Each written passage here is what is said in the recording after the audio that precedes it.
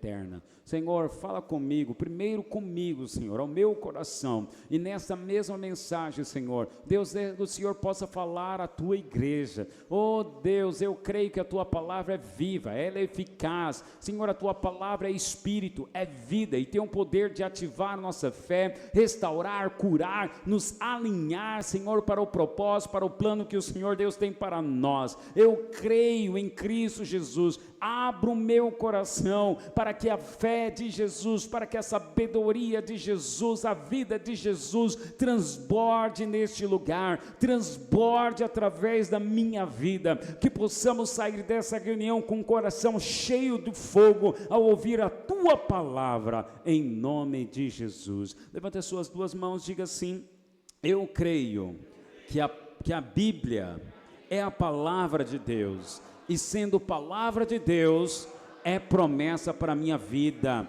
é luz, é conselho, é direção. Eu abro o meu coração para Jesus Cristo e a sua palavra, em nome do Senhor, amém. Glória a Deus, pode sentar, irmãos, glória a Deus. Paula, tem culto com kids hoje, a pastora está lá, tá bom? Se quiser subir com a Mari, glória a Deus, irmãos e irmãs, aleluia. Muito bem, irmãos, existem brasas dentro do nosso coração, e Deus, Ele tem falado muito no meu coração a respeito disso, sobre sonhos, sobre essa brasa, sobre essa paixão. São situações que nos acontecem, talvez aconteça com você também, né? Se sentindo apagado, às vezes você se sente apagado, cansado, desmotivado, às vezes achando que o sonho morreu, que sua fé esfriou, que nada mais vai acontecer, parece que eu oro e as coisas pioram. Sabe, eu não sei você, às vezes eu me pego nesse sentimento, não sei você, mas eu me pego às vezes nesse sentimento. Poxa, eu oro, eu faço e parece que a coisa está piorando. Mas sabe, justamente pensando nisso, nesse sentimento, é enquanto nós estamos buscando e andamos com o Senhor, Ele fala conosco. Ele falou comigo e sabe como que Deus falou comigo? Num churrasco. Essa mensagem nasceu num churrasco. Estava eu fazendo ali, assando carne ontem para minha família, minha mãe, minha irmã, meus irmãos, e aí coloquei na primeira rodada de frango, a brasa acendeu lá, aquele fogo gostoso, bonito, sabe, de foto.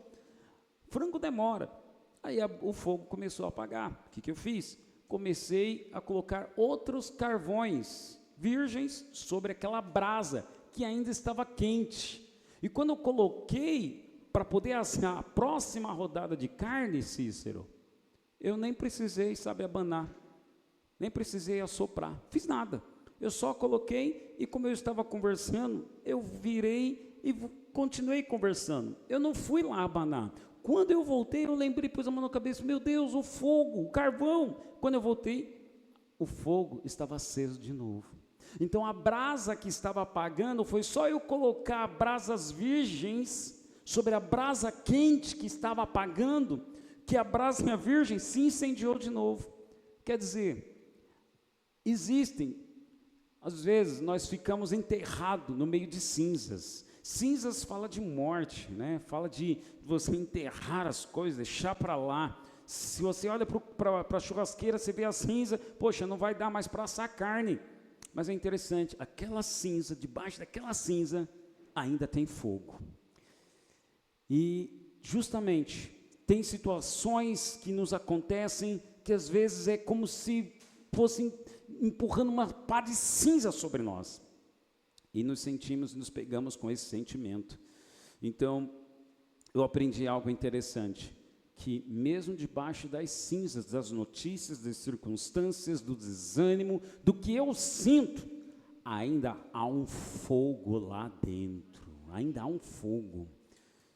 Ainda que, irmão, irmã, você pensa em desistir, o sentimento, é interessante, porque o sentimento é tristeza, estou sem chão, e agora, o que eu vou fazer? Mas acredite, debaixo dessas cinzas, que está levando você a sentir essa tristeza, esse desânimo, esse cansaço, sabe, esse medo, tem um fogo debaixo dessas cinzas. E nesta noite, Deus quer reacender essa chama. Esse fogo é o fogo que representa o fogo da paixão. Paulo escreve para Timóteo, é interessante o contexto aqui, eu preciso reforçar para você o contexto de Timóteo. Paulo, como eu disse, ele estava preso lá em Roma. Então ele escreve essa carta, ele manda um e-mail para Timóteo. Primeiro, ele agradece. Interessante, ele está preso, ele poderia começar a carta dizendo: poxa, Timóteo, o que eu fiz? Olha só onde eu estou. Paulo poderia começar reclamando, mas não. Paulo, ele agradece, ele vê um motivo para agradecer. Dou graças a Deus a quem desde os meus antepassados eu sirvo com consciência pura. Porque Paulo começa assim, irmãos, você imagina, é um homem, tem alma, tem sentimento. Como eu disse, eu tenho passado dias que às vezes eu estou com medo, às vezes estou inseguro, às vezes eu penso na minha mente e sinto, poxa, o que eu fiz errado? Onde eu errei? Estou orando e as notícias são contrárias. Paulo está assim também. Eu aprendi como vencer esse sentimento. Porque as situações, por mais que você esteja enterrado sobre cinzas, isso significa que você é essa pessoa. A situação, sabe, de desafio ou de adversidade, não revela, não mostra que você é aquela pessoa. Ela só mostra o seguinte: você está passando apenas por uma fase. Então, o que fazer quando vem esse pensamento, quando você está nesse sentimento? Paulo diz: eu dou graças a Deus, porque eu sirvo com a minha consciência pura. O que significa isso, irmãos? Eu não fiz nada de errado. Fui preso, estou aqui, Paulo, fui preso, estou aqui, mas eu não errei, eu continuo. Ou seja, se fosse para fazer, para repetir as coisas que eu fiz, faria tudo de novo. Isso é consciência pura. Às vezes bate em você um arrependimento, do tipo: poxa, se eu tivesse feito aquela escolha no passado, poxa, se eu não tivesse falado isso lá atrás, poxa, se eu tivesse, feito aquilo. Para com isso, para com esse pensamento, para com isso, porque nisto você está com pensamentos de morte. E você sabe o que, quando tem carne morta, o que atrai carne morta? Moscas e urubus.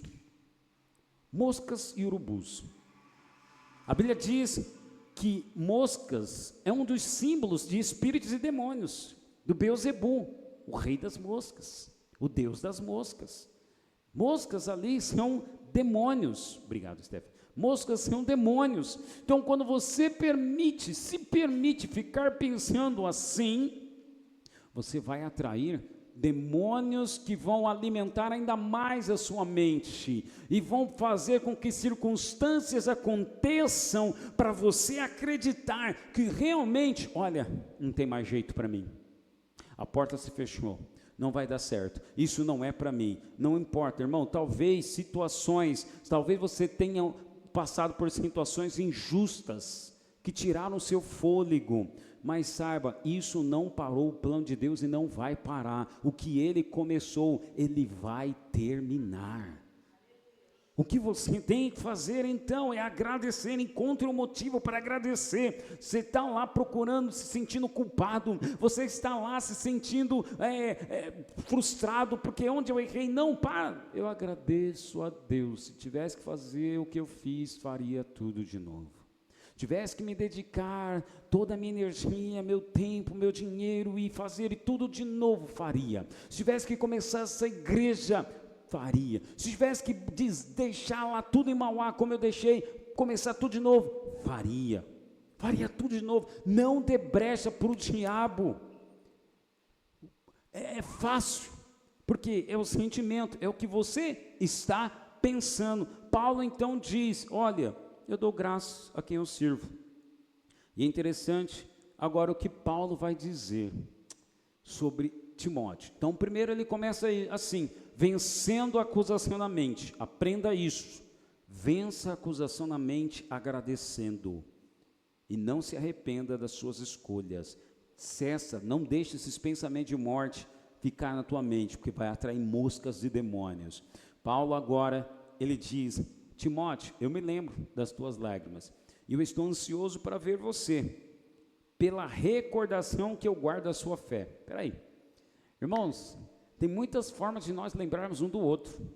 Eu me lembro do Vado pelo sorriso. Eu me lembro da Tati, né, pela forma simpática, amável, como ela nos recebe em casa. Eu me lembro da Hélvia, né, pelas lembranças, pelo capricho que ela tem. Eu me lembro da Paula pela dedicação. Eu me lembro do Maurício pela comida saborosa que ele faz. Eu me lembro do Eliakim, sabe, pela dedicação, pela fé, perseverança que ele tem. Eu me lembro da Amanda pela forma generosa como ela tem de servir. Eu lembro de cada um de vocês. Eu poderia continuar aqui falando muitas características e virtudes, mas do que Paulo se lembra? Ele não se lembra de virtudes e atividades. Ele fala que eu me lembro da sua fé. Por que Paulo está falando nesse momento da fé de Timóteo? Porque no contexto, irmãos, Timóteo está passando por uma dificuldade.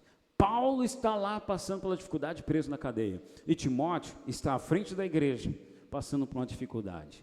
É a segunda carta que Paulo escreve para Timóteo, para encorajar ele. Essa segunda carta é uma carta de motivação para o discípulo, para aquele jovem que estava com medo de liderar a igreja.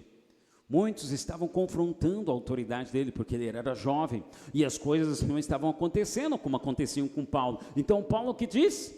Eu me lembro da sua fé, Timóteo. Por que Paulo fala, eu me lembro da sua fé? Porque nesse momento nem Timóteo está acreditando que ainda pode um milagre acontecer. Nem Timóteo está acreditando que Deus pode fazer alguma mudança no ministério, na vida de Timóteo. Então Paulo começa: Timóteo, eu lembro da tua fé. E o interessante, o que Paulo fala da fé dele?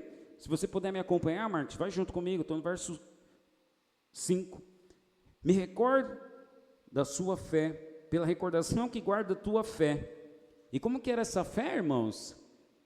Fé, vamos dizer bem alto, fé sem fingimento. Diga assim comigo: eu preciso ter uma fé sem fingimento. O que é fé sem fingimento? Vou te dizer para você. É uma fé que não é oportunista, é uma fé que não é superficial. O que é fé oportunista? O que é fé oportunista? É aquela que coloca fé, se eu dizer aqui, agora, para vocês, e lotaria. Irmãos, venham, sabe, traz a sua oferta, porque teu irmão deu tal oferta, e ele prosperou, ele ficou rico, e os negócios dele cresceram. O que é isso? É uma fé oportunista. O outro deu, aconteceu, então eu também vou fazer. Eu me lembro de uma história real que aconteceu, não aqui exatamente, mas numa igreja em Goiânia, o pastor contou. Tinha uma irmã que ela deu, na hora da compra do prédio da igreja, ela ofertou um Chevette que ela tinha. Deu para a igreja, vendeu, para comprar o prédio. E ela ficou andando a pé. E aí depois, no momento lá, a igreja comprou, e ela veio testemunhar, ela vai dar o testemunho, que, olha, eu quando foi para comprar o prédio, eu dei o meu carro. E os meus irmãos familiares, vendo que eu continuava fazendo as coisas da igreja, e fazendo a pé, os meus irmãos, sem nem eu pedir, se juntaram, me levaram até uma concessionária e compraram um carro para mim. E agora, ela dizendo no testemunho no culto, e agora estou andando de carro 0 quilômetro. Uou! Aí, sentado, estava um outro irmão. Aí o irmão pegou a chave do carro, olhou, peraí, se essa irmã deu um Chevette e ganhou um carro novo, eu tenho um Fusquinha, o que será que eu vou ganhar? Isso é uma fé oportunista. Esse irmão deu o seu Fusquinha, e não ganhou nada de volta. Porque com Deus não é assim, não é por barganha. Fé oportunista e fé superficial. O que é fé superficial? Eu acredito, continuo acreditando, até que, aí agora eu não acredito mais. Tal circunstância aconteceu, então era uma fé superficial, aquela fé que Jesus mesmo até conta, que sabe que vai construir uma casa, não constrói num banco de areia, constrói aonde, irmãos? Na rocha, porque quando você constrói uma casa num banco de areia, temos aí os arquitetos, o que acontece? Vem um vento forte, constrói sobre a rocha, pode vir ventos e tempestade, aquela casa não se abala. E Jesus, quando ele conta essa história, ele está falando sobre fé. Tiago, ele fala também sobre uma fé sem fingimento, sobre aqueles que leem a palavra e não as praticam. Ele fala que algumas pessoas que quando leem a palavra, é comparado àquela pessoa que se contempla no espelho. Ela olha no espelho, vê uma mudança e tal, e sai. Mas não mudou nada, só mudou ali na frente do espelho, mas não mudou a vida. Então a fé precisa estar alinhada com o que eu ouço, leio e pratico. A fé precisa estar alinhada ao que eu falo.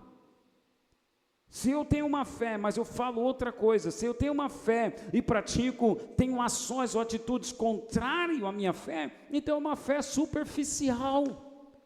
Se eu tenho uma fé para que os meus negócios cresçam, se eu tenho uma fé para que a minha saúde seja, para que eu tenha saúde, se eu tenho uma fé para que essa igreja cresça, eu não posso andar ansioso, eu não posso ter medo. Perdão, eu posso ter medo, não posso andar ansioso, porque medo é um sentimento. Medo é um sentimento. Não é pecado ter medo. Pecado é a ansiedade. Por isso Jesus fala, não andeis ansiosos. Ele não falou não andeis com medo, não andeis ansiosos. Interessante que Paulo fala dessa fé sem fingimento, e Timóteo herdou essa fé. Olha o que diz o texto, continua, pela recordação que guarda a tua fé sem fingimento, a mesma que primeiramente habitou em tua avó, Lloyd, e em tua mãe Eunice, e estou certo. Paulo está tentando convencer Timóteo. Timóteo está com medo. E eu estou certo, Timóteo, que essa mesma fé que eu vi lá na sua avó, que eu vi na sua mãe, estou certo que tem em você também. Está em você também. O que significa, irmãos, que a fé, você que é casado, você que vai casar, a fé, ela é geracional. A fé, ela é transmitida. Quando as pessoas do mundo falam assim, olha, fulano, eu gosto de ficar perto de você porque você tem uma energia boa, você tem uma energia positiva, hein, Paula? Quantas pessoas não vão lá, né, no seu comércio lá, conversar com você, porque, não, a Paula está sempre para cima, a Paula tem aquela energia. Quando as pessoas falam isso, irmãos, as pessoas que não têm o Espírito de Deus perceberam, essa pessoa tem uma fé. É uma fé que transmite, essa energia que vibra, essa energia que faz as pessoas quererem ficar perto de você, é uma fé que vibra, é uma fé que vibra. Então essa fé transmitida, essa fé vibrante, tinha na avó, da avó transmitiu para a mãe, e da mãe, Paulo está falando, Timóteo, eu sei que tem em você também, você está se sentindo assim com medo, está achando que é tudo encerrado, parece que está debaixo da cinza. Não, calma, Timóteo, eu acredito, estou certo. Interessante, Paulo não fala, eu tenho dúvida, será?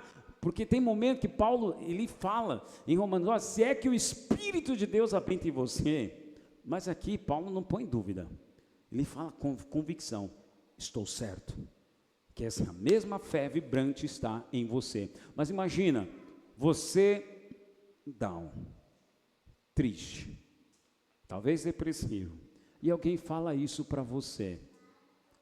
Tem pessoas que talvez diriam assim, isso aí foi coisa do primeiro amor, isso aí foi coisa de quando eu era novo convertido, isso aí foi quando eu participei lá naquela conferência em 1900, lá vai quebrada, isso aí aconteceu, sabe, quando eu trabalhava no ministério, estava envolvido e tal, fazia isso, aquilo, outro.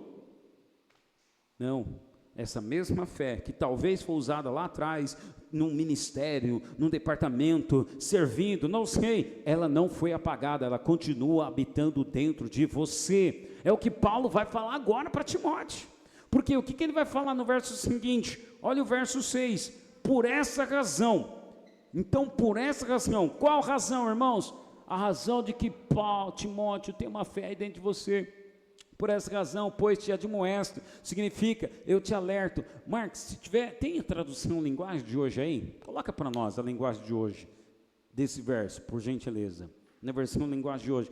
Paulo está lembrando Timóteo, você está sentindo triste, você está depressivo, mas você tem uma fé vibrante, Timóteo. Por essa razão, por isso quero que você lembre de conservar vivo o dom que você recebeu quando eu coloquei as mãos sobre você. Conservar vivo significa que aquela fé estava morrendo.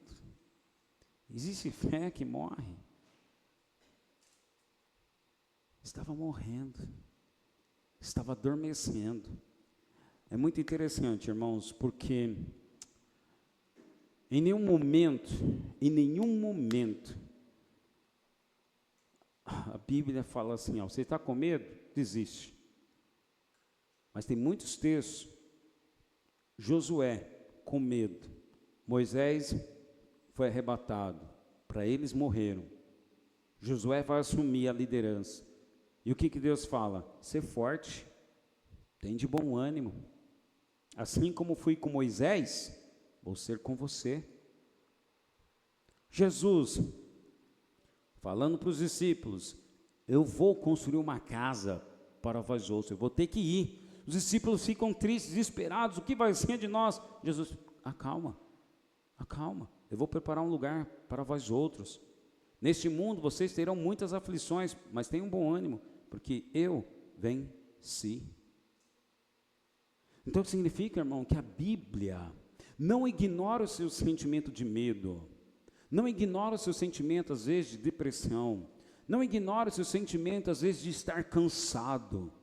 Não, pelo contrário, a Bíblia não ignora. A Bíblia, a palavra de Deus, ele tem consciência do que você está sentindo. Tanto tem consciência que Deus deixou o registro dessas histórias, desses princípios para te lembrar. Esses homens passaram pela mesma coisa e eu estava lá para animar eles. Eu estava lá para animar Josué. Eu estava lá agora para animar Timóteo, para reavivar a fé. Cada um de nós que estamos aqui, irmão, por mais que você esteja coberto de cinzas, tem um fogo de paixão dentro do seu coração. Tem uma fé vibrante. Sabe quando você tem um sonho, você começa vibrando e o sangue nos olhos, você só fala daquele sonho, só fala daquilo. O que significa? Você está tendo fé, porque a boca fala do que o coração está cheio. Então você está apaixonado, você está fervoroso. É essa paixão, é esse fervor que precisa reacender. Timóteo aceitou as situações. Você não pode aceitar as situações.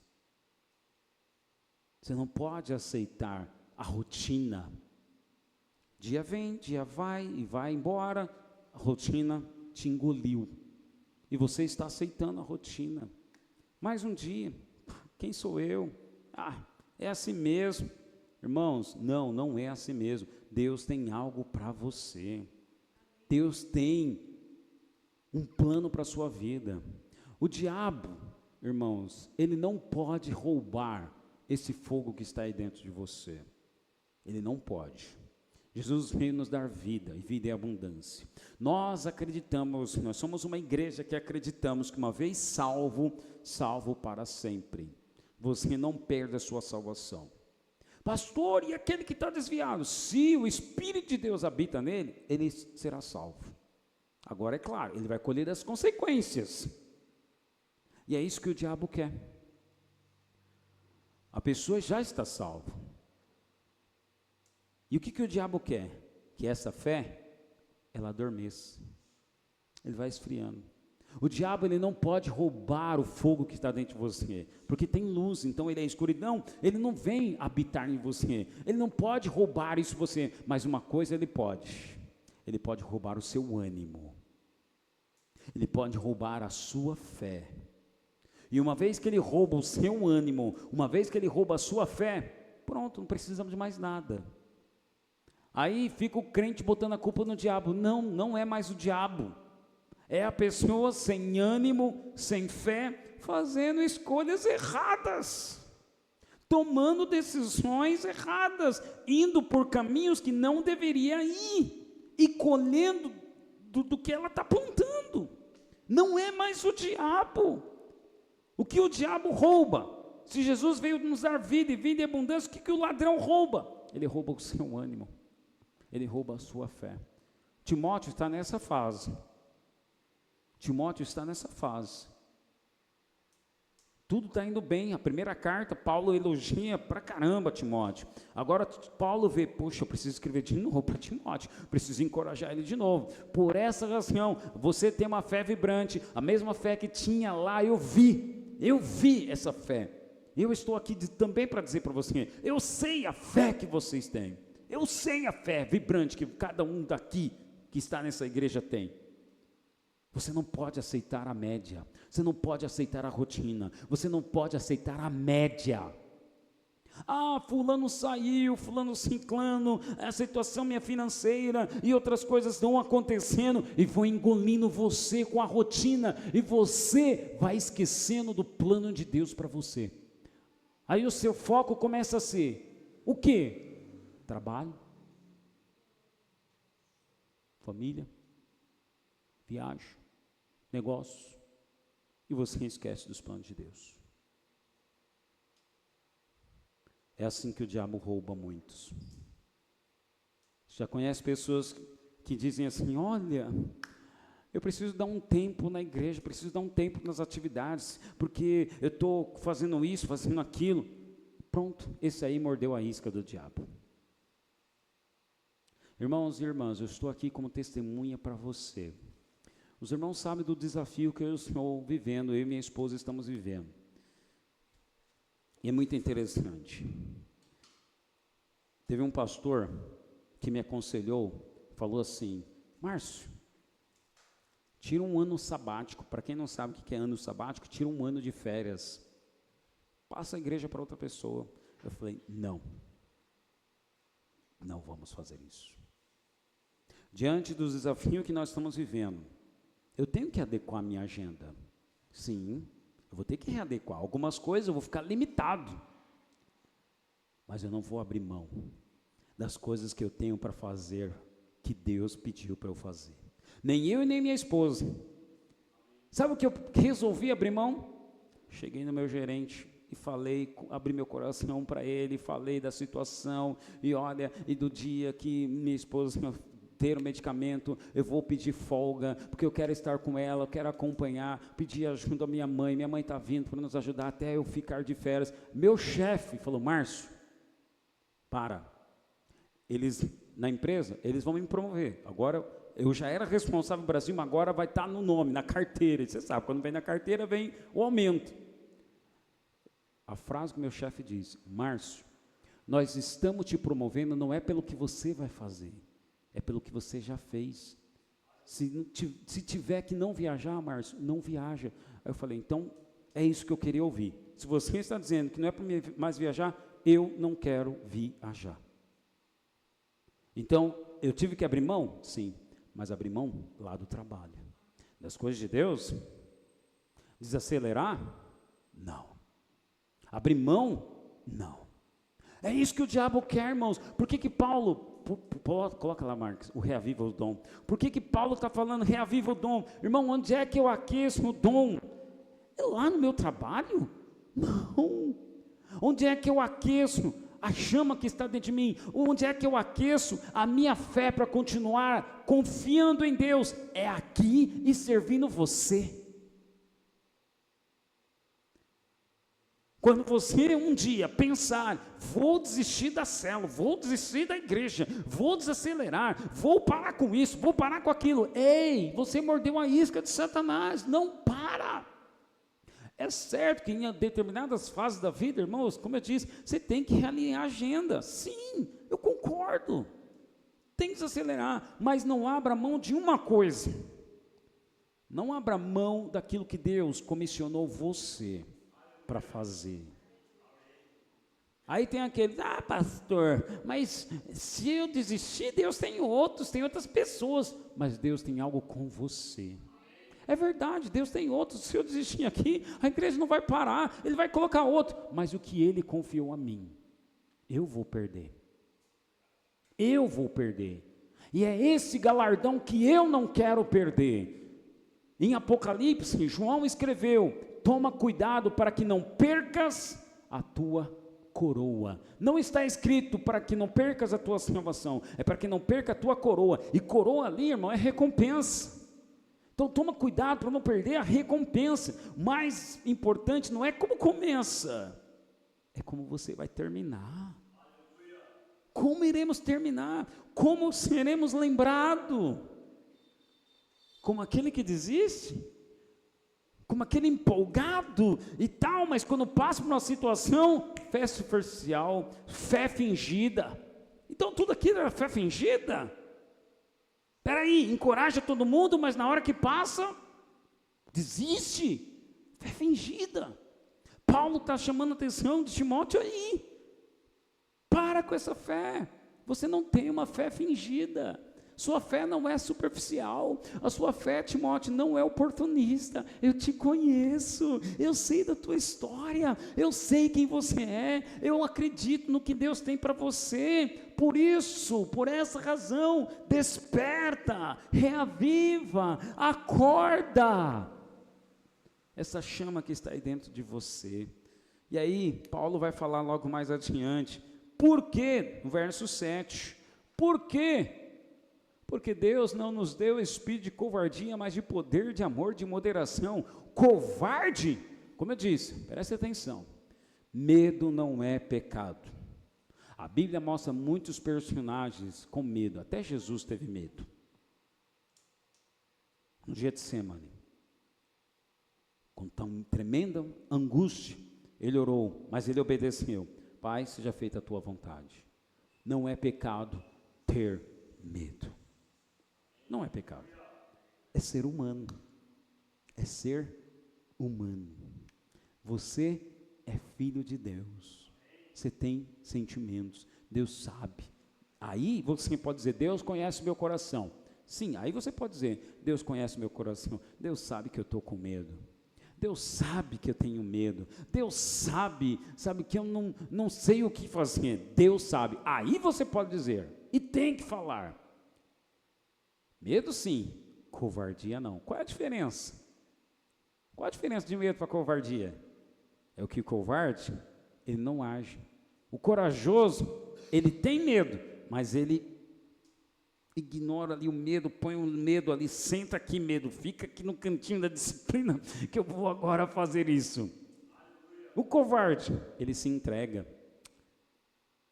O espírito não é de covardia de se entregar. Em outras versões, traduções, tem escrito assim também, Deus não nos deu espírito de timidez. O que é o tímido? O tímido é o que tem medo das consequências, mas se não der certo e tal, Deus nos deu, pelo contrário, um espírito de poder, de amor. Moderação significa domínio próprio. É assim que tem que ser, e é assim que é. Assim é andar com Deus. Assim é andar com Deus. Talvez você está olhando para o seu mundo agora, e eu quero mesmo que você olhe para o seu mundo. Qual é a adversidade? Qual é o seu desafio? Eu sei qual é o meu desafio. Medo? Tenho. Inseguranças? Tenho. Mas eu tenho encontrado forças no Senhor. É nele que eu estou encontrando forças. É nele. Exemplos podemos ter, irmãos. Oh, meu Deus. É interessante, um irmão não fez por má fé. 2 pastores me mandaram uma mensagem. Olha a mensagem. Pastor Márcio, estou sabendo que a tua esposa não está bem. Eu falei, não, minha esposa está bem. Minha esposa está muito bem. Nós estamos bem, encontrando força no Senhor.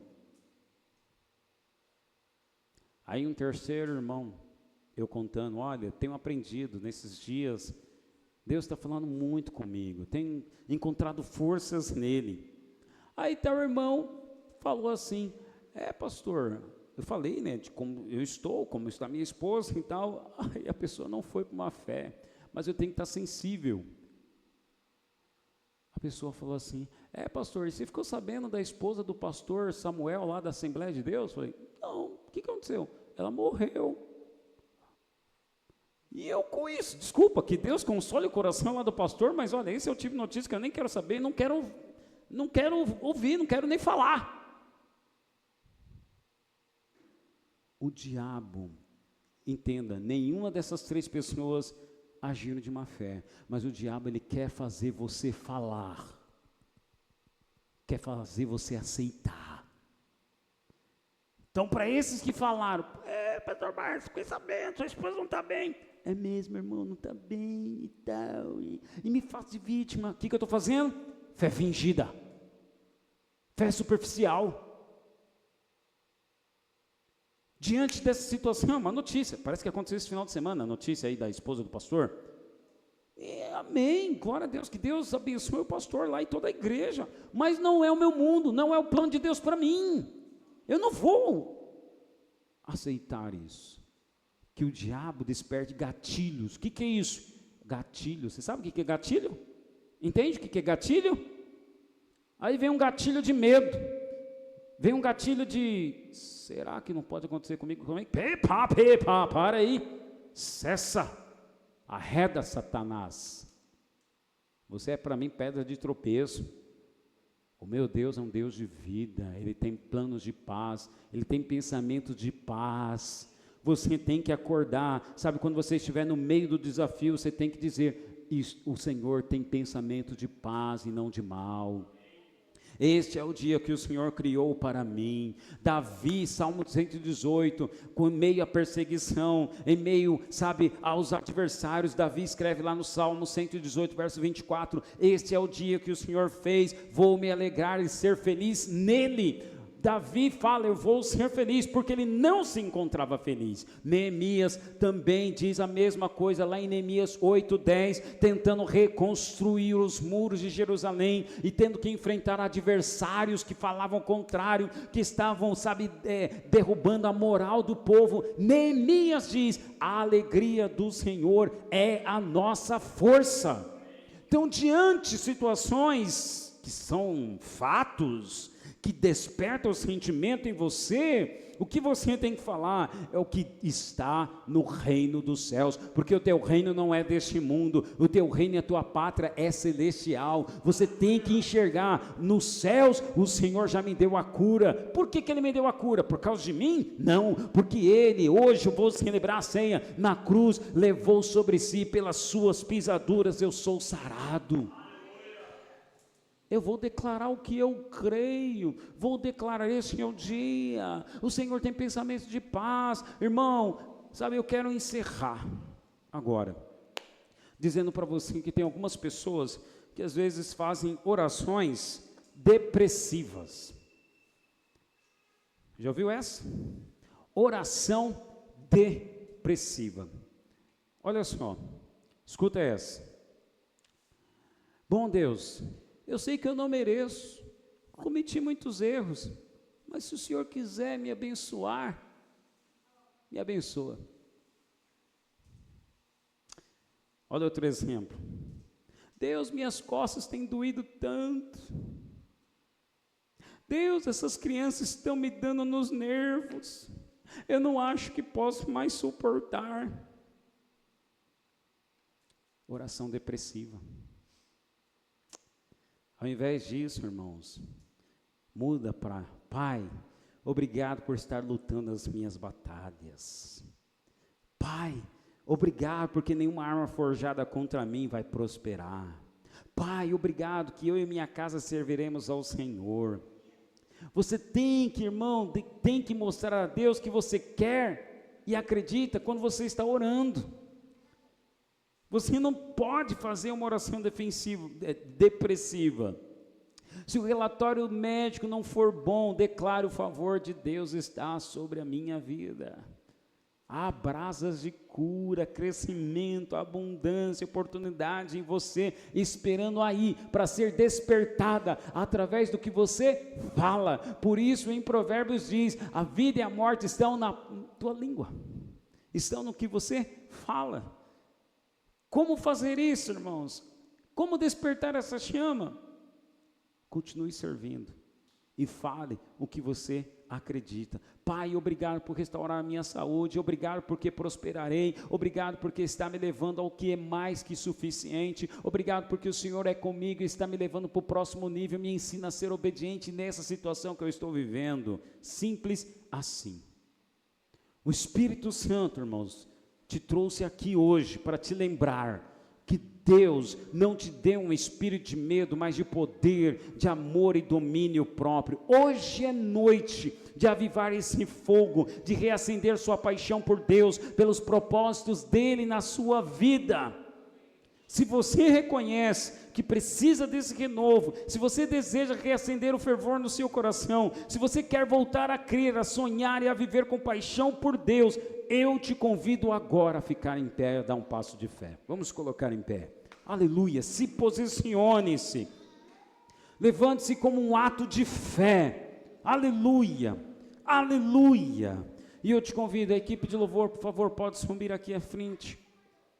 Eu te convido, irmão, se você, quer dar esse passo de fé, venha aqui à frente, ou coloque a mão no seu coração, para juntos proclamarmos o que cremos. Coloque aí a mão no seu coração, e diga assim comigo: hoje, eu me levanto em fé, e declaro, o fogo do Senhor está dentro de mim, nenhuma arma forjada contra mim prosperará.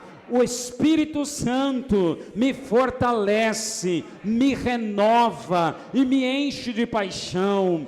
Eu rejeito toda apatia, todo medo, toda dúvida. Eu declaro que os meus sonhos serão restaurados. Eu sou cheio da vida de Deus, da coragem de Deus, do favor de Deus. Eu e minha casa serviremos ao Senhor. Estou entrando em um tempo de avivamento, de transformação, porque o melhor de Deus está por vir sobre a minha vida e sobre a minha casa, em nome de Jesus. Amém. Louve ao Senhor com as suas palmas, comece a agradecer, comece a louvar, a celebrar o que Deus já está fazendo por você. Se você tem essa fé vibrante, se você tem essa chama dentro de você, agradeça, louve, louve, louve, não somente aplaude. Glória a Deus, glória, glória, glória, glória a Deus pelo que Ele está fazendo. Deus já está movendo, Deus já está curando, Deus já está abrindo portas, Deus já está fazendo o impossível, Deus já está removendo todas as pedras de tropeço. Deus é conosco, e se Deus é por nós, quem será contra nós? Oh, aleluia! Vamos louvar ao Senhor. Aleluia, aleluia.